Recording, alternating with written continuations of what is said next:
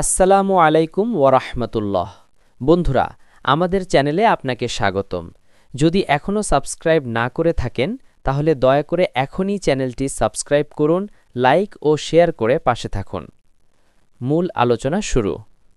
ইসলাম ধর্মের সুদ বা রিবা একটি কঠোরভাবে নিষিদ্ধ বিষয়।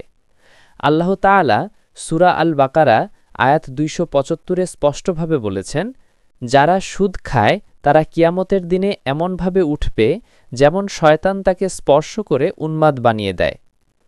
এখন প্রশ্ন হল, ব্যাংক লোন কি সুদভিত্তিক, আর এটা ইসলাম অনুযায়ী জায়েজ নাকি হারাম? ১. সাধারণ ব্যাংক লোন। সাধারণ ব্যাংক থেকে নেওয়া লোনের শর্ত থাকে, যে টাকা নেবে তাকে নির্দিষ্ট সময় পরে সুদসহ ফেরত দিতে হবে। এই অতিরিক্ত অংশটাই রিবা বা সুদ, তাই এ ধরনের ব্যাংক লোন ইসলাম অনুযায়ী হারাম। ২. ইসলামিক ব্যাংকের লোন ব্যবস্থা।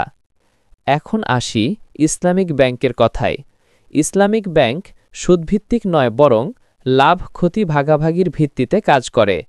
তারা বিভিন্ন ইসলামী চুক্তি ব্যবহার করে, যেমন মুরাবাহা মানে পণ্য কিনে গ্রাহকের কাছে নির্দিষ্ট লাভে বিক্রি করা, ইজারা মানে কোনো জিনিস ভাড়া বা লিজে দেওয়া, মুশারাকা বা মুদারাবা মানে অংশীদারিত্বে ব্যবসা করা।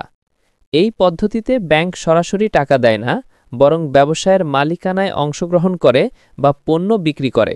তাই এগুলো ইসলামিকভাবে জায়েজ বলে গণ্য করা হয়, যদি বাস্তবে শুদ্ধভাবে প্রয়োগ হয়। ৩. তবে সতর্কতা প্রয়োজন। অনেক সময় ইসলামিক ব্যাংকের নাম ব্যবহার করে সুদ ভিত্তিক প্র্যাকটিস চালানো হয়, তাই লোন নেওয়ার আগে অবশ্যই যাচাই করুন ব্যাংক আসলেই শরিয়া বোর্ড দ্বারা অনুমোদিত কিনা, চুক্তি ইসলামিক পদ্ধতিতে হচ্ছে কিনা।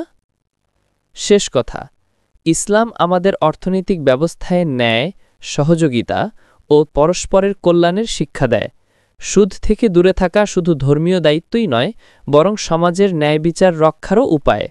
তাই আমরা যেন সবসময় হালাল উপার্জনের পথে থাকি, সুদ নয় বরং ইসলামিক পদ্ধতিতে ব্যবসা ও লেনদেন করি।